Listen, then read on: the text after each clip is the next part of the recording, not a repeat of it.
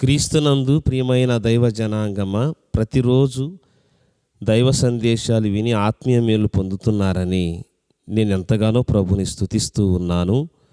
ప్రతిరోజు ప్రార్థన చేయుట మానకూడదు.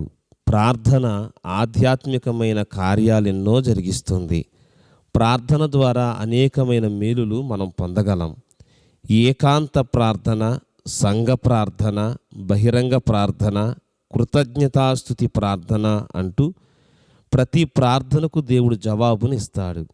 నీ గదిలోనికి వెళ్ళి తలుపు వేసుకొని రహస్యమందు చూచుచున్న నీ దేవునికి ప్రార్థన చేస్తే రహస్యమందు నీవు ఎన్నో ఆత్మీయ ఆశీర్వాదాలు పొందుకోగలవు. దేవుడు ఇస్తాడు. సంఘ ప్రార్థన, ఆ దినాలలో యాకోబును చెరపట్టి బంధించి ఖడ్గం చేత చంపిస్తాడు హేరోదు. అయితే పేతురును కూడా అలుసుగా తీసుకొని చెరసాలలో వేసి బంధించి కాపలాగా పెడతాడు. ఇటువంటి సందర్భంలో సంఘం మౌనం దాల్చక బహు బలమైన ప్రార్థన చేసినట్లుగా మనం చూస్తున్నాం. అపొస్తలుల కార్యాలు 12వ అధ్యాయం 5వ వచనం. పేతురు చెరసాలలో ఉంచబడెను, సంఘమైతే అతని కొరకు అత్యాసక్తితో దేవునికి ప్రార్థన చేయుచుండెను.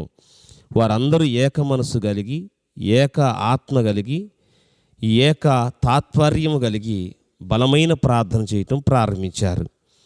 పరలోక రాజ్యం కదిలింది వారి ప్రార్థనకు. దేవుడు దేవదూతను పంపించి చెరసాలలో ఉన్న పేతురుని విడిపించి బయటకు తీసుకొస్తాడు. ప్రార్థన అంటే అడుక్కోవటం కాదు, ప్రార్థన అంటే విడుదల చేయటం అని అర్థం. చెరసాలలో ఉన్న పేతురు కొరకు ఆనాటి సంఘం ప్రార్థన చేయగా దేవుడు వారిని విడిపించాడు, బయటికి తీసుకొచ్చాడు. దేవదూత దిగివచ్చి పేతురుని విడిపించినట్లుగా చూస్తున్నాం. అపొస్తలుల కార్యాలు 12వ అధ్యాయం 12వ వచనం.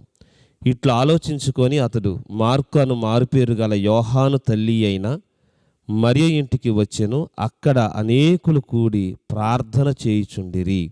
వారందరూ ఏక మనసు కలిగి ప్రార్థన చేస్తున్నారు. ఆ ప్రార్థనకు దేవుడు అద్భుతమైన కార్యాన్ని జరిగించాడు. నేటి జీవితాలలో ప్రార్థన తక్కువ, ప్రియులారా, కార్యాలు ఎక్కువ జరగాలని ఆశిస్తున్నారు. వేకువనే లేచి ప్రార్థించే అనుభవం మనకు కలగాలి. యెహోషువ వేకువనే లేచే అనుభవం ఉన్నవాడని లేఖనాలు తెలియజేస్తూ ఉన్నాయి.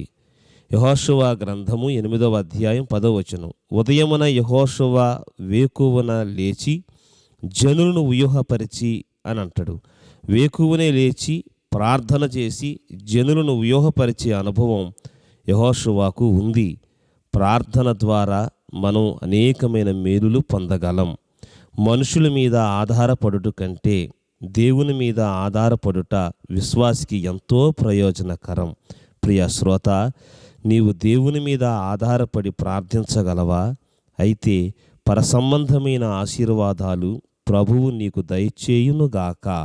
ఆమేన్. మన తండ్రి అయిన దేవుని యొక్క ప్రేమ, కుమారుడైన క్రీస్తు యేసు కృప, పరిశుద్ధాత్మ అన్యోన్యమైన సహవాసము, సన్నిధి, సహాయము సదాకాలం మనకు తోడయుండి నడిపించునుగాక. ఆమేన్, ఆమేన్.